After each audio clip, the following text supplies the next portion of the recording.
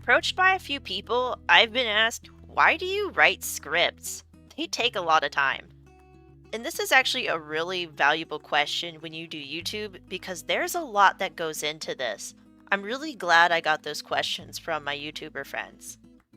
Before we tackle that though, don't forget to like, subscribe, and hit that notification bell. My goal is 1,000 subscribers and I would like you to be a part of that journey. Subscribing allows you to continue to see content that's up to date, and if you're already coming back, why not? It's free and you get to see things as they come out. Now, no more delays. Let's grab our tea and begin. Moving into our topic, let's just go ahead and get this part out of the way. Not all types of content require a script. Things like reaction videos, gameplay, and more live content needs to be in the moment and genuine. If there's a script, it's too rigid, really disingenuous, and frankly will aggravate your audience. On the other hand, commentaries, critiques, and story times benefit greatly from scripts. There are really two main purposes for writing a script. First and foremost, it's to keep your thoughts and points consistent and non-repetitive. This will allow both the writer and the audience to follow with ease. The second reason is that we need to meet YouTube's length standards. YouTube has a very interesting algorithm and it can change or adapt over time. First, let's go over the consistency of scripts and why it's important. Without a script, you run the risk of repeating your points. This can be multiple times, just a few, or you could end up stumbling through parts you've forgotten. This can come across as not only unprofessional, but as if you're uninformed or don't care about the topic. This will often cause a large portion of viewers to leave the video. We will touch on that later when we start to talk about the YouTube algorithm, but for now, let's just focus on this. Here's an example of why scripts could be very important. Let's take a topic that interests you.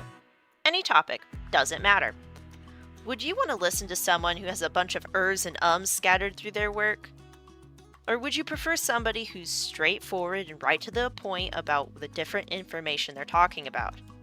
Yes, you can edit a good portion of all of these out, but at some point it's just going to be easier to get it right from the beginning.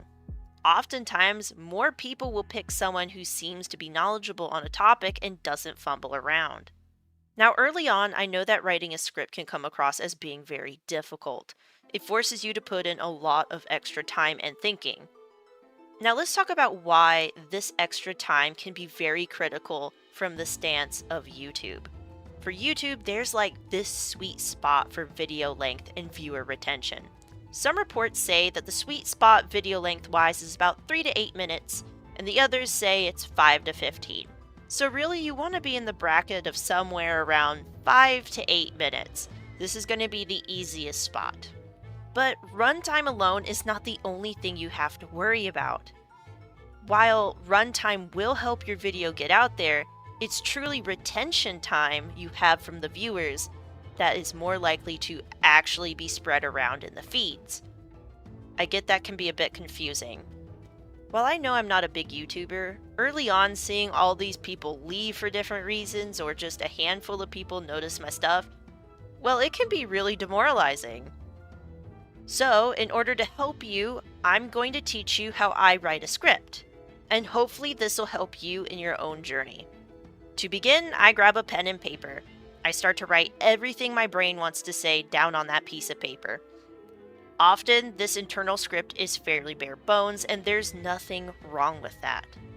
One side note is do not worry about spelling, just write it all down. You can fix all of that later. Once I've wrote it down, I'll reread it. This will give me a chance to add important notes or ideas at the end to help expand on it in the next version. After that, I rewrite the script, placing the notes in the correct spot. This usually works for me, but there are times when it doesn't. So, what do we do when the script gets too messy, long, or just downright confusing? I end up writing down a list of highlights, things that I know I want to touch on, and then under each of these I'll add mini points. For example, let's say I want to write about Minnie Mouse. I'd probably start like this. I'd want to know her history, her design, and shows she's a part of. Then, let's say I'm taking down the history section, I might want to say, who designed Minnie Mouse? When was she made? Was she a popular character? With this in place, now you have a skeleton for how to write the rest of your script. Remember, try to answer all of these 6 questions if possible. Who, what, when, where, why, and how. Answering these questions will make your script well-rounded. After this step, I'll rewrite my script for the last time. In this phase, I want to make sure I'm not repeating phrases or introductory words to sentences for too many times in a row. Here's an example that I know I have a really bad time with. At the beginning of my sentences, I tend to say I, next, so, however, and after all. All of these things are either filler or can kind of bog down your writing, so you want to shake it up a bit, keep it a bit more fresh. I guess you can think of it like this. It'd be like saying, Jill ran to the store for milk. She ran as fast as she could. She didn't want to stop or she would be late for dinner. She didn't want her mother to be upset with her. Overall, you get the basics. It's not a very interesting story. You could do much better, and you could do it like this. Jill ran as fast as she could to the store for milk. If she stopped, she would be late for dinner, which would upset her mother.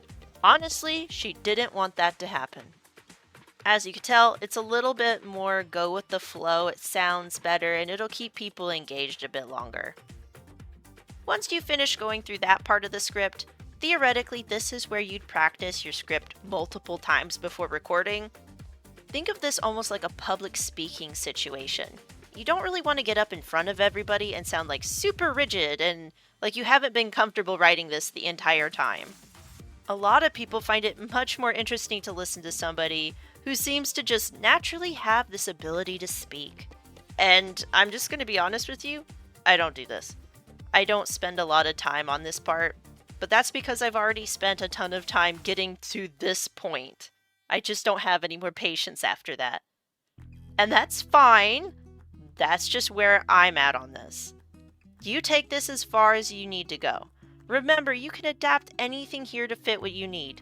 Not everybody is going to feel comfortable doing it the same way I'm doing it.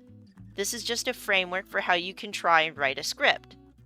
Overall, script writing is time-consuming, but it doesn't have to be hard. In the long run, it has more benefits than not.